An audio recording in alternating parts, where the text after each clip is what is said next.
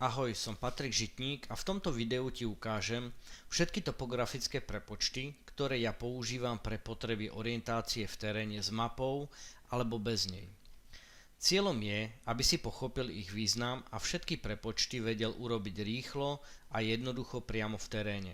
Pomocou nich si vieš ihneď naplánovať svoju trasu alebo urobiť potrebné zmeny.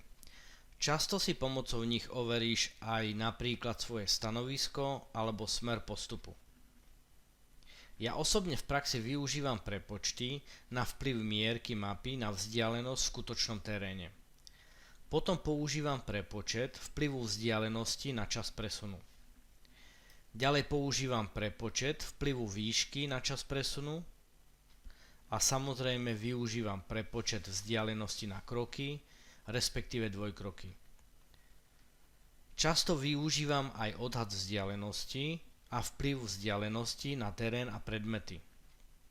A keď používam mapu, vždy prepočítavam uhly, keď chcem určiť zemepisné súradnice nejakého bodu. Prepočet vplyvu mierky mapy na vzdialenosť je veľmi jednoduché pravidlo.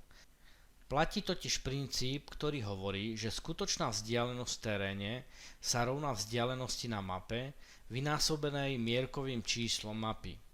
Všetko je udané v centimetroch. Teda veľké D sa rovná malé d krát m. Napríklad, ak mám odmeranú vzdialenosť na mape, ktorá je medzi dvoma bodmi, povedzme 5 cm, pričom moja mapa je v mierke 1:50 000, táto vzdialenosť v centimetroch sa v skutočnosti rovná 250 000 cm, čo je v podstate 2500 metrov. Teda môžeme povedať, že 1 cm na mape je v skutočnosti 500 metrov v teréne. Prepočet na čas je rovnako jednoduchý.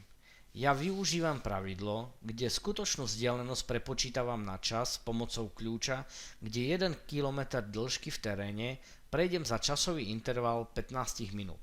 Teda za 1 hodinu pochodu alebo presunu prejdem 4 km. Za 1 minútu prejdem zhruba 66 až 67 metrov. Teraz si všimni príklad na prepočet, kde ak na mape som nameral vzdialenosť medzi dvoma bodmi 5 cm, čo v skutočnosti pri mierke mapy 1:50 000 sa rovná vzdialenosti 2,5 km. Túto vzdialenosť podľa môjho časového pravidla prejdem teda za zhruba 37 minút. Vplyv vrstevnice. Vplyv vrstevnice na pochod je veľmi dôležitý a preto ja osobne hovorím, že každé prevýšenie smerom hore, teda stúpanie do kopca, spomaľuje rýchlosť môjho pochodu. Dodržiavam pravidlo, ktoré hovorí, že každé prevýšenie o 10 metrov nadmorskej výšky predĺžuje časovo môj pochod o čas, za ktorý by som prešiel zhruba 100 metrov po rovine. Z tohto dôvodu využívam toto pravidlo a dĺžku trasu zohľadním počtom vrstevníc. Napríklad, ak moja vzdialenosť je 2500 metrov, čo je časovo zhruba 37 minút pochodu a počas daného presunu mám prejsť dve vrstevnice smerom hore, pričom vrstevnice smerom dole neberiem do úvahu, tak dve vrstevnice na mape o mierke 1:50 000 je zhruba 40 výškových metrov, teda podľa pravidla je to 400 dĺžkových metrov. Teda musím prirátať k vzdialenosti, ktorú som odmeral na mape, aj týchto 400 dĺžkových metrov. Takže výsledok bude vyzerať takto. 2500 metrov plus tých 400 metrov sa rovná 2900 metrov dĺžky, ktorú musím prejsť. Celkový čas presunu sa nakoniec vypočíta zo vzdialenosti 2900 metrov, teda čas presunu bude zhruba 43 minút. Pričom pôvodne bol výsledný čas na presun 37 minút. Prepočet dĺžky na kroky. Prepočet dĺžky na kroky využívam pomerne často, keďže často potrebujem zmerať vzdialenosť, ktorú som prešiel alebo mám prejsť. Je možné na to využiť dva spôsoby. Prvý spôsob, meranie pomocou času, a druhý spôsob je meranie prejdenej vzdialenosti pomocou počtu krokov. Meranie pomocou času som ti už vysvetlil. Pri tomto spôsobe využijem však opačný postup. Podľa prejdeného času môjho pochodu odhadujem prejdenú vzdialenosť. Meranie pomocou krokov využíva pravidlo, kedy dospelý jedinec priemernej výšky 175 až 185 cm má dĺžku kroku zhruba 75 cm. Z tohto údaja si viem odvodiť alebo prepočítať vzdialenosť, ktorú som prešiel, samozrejme ak viem, koľko krokov som urobil. Na počítanie počtu krokov používam krokomer, čo je v podstate jednoduché počítadlo na šnúrke. Lepšie je však prepočítať dvojkroky, nakoľko mne sa s dvojkrokom ľahšie prepočítava prejdená vzdialenosť. Jeden dvojkrok je totiž 1,5 metra. Na prejdenie vzdialenosti 100 metrov potrebujeme teda cca 66 dvojkrokov.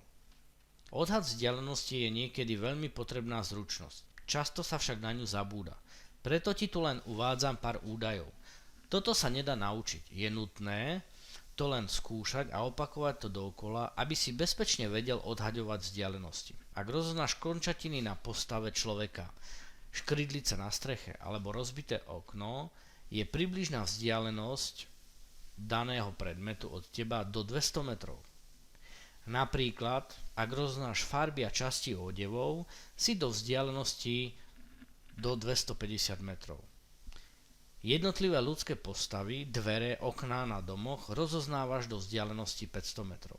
A tak ďalej. Je nutné, aby sa túto tabuľku naučil naspamäť a potom si to skúšal v teréne. Inak tento odhad nevieš nacvičiť. Ani samozrejme odmerať na mape. Pokiaľ nevieš presný bod, kde sa nachádzaš a bod, kde sa nachádza predmet, ktorý pozoruješ.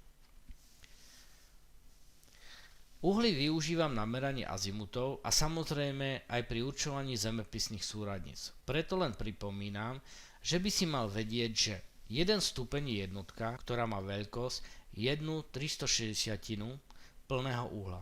Tam, kde je potrebné deliť uhol na menšie úseky, je toto delenie realizované buď desatitným číslom, alebo ho delíme na uhlové minúty a uhlové sekundy. Potom má 1 stupeň 60 minút a pretože minúta má 60 sekúnd, má 1 stupeň 3600 sekúnd. I keď som sa jednotlivým prepočtom venoval v samostatných kapitolách, vždy keď sa to týkalo danej oblasti, považoval som to za nutné to zhrnúť v tomto videu. Verím, že ti toto video pomohlo si utriediť tieto prepočty a zopakoval si ich princípy. Ďakujem ti za pozornosť.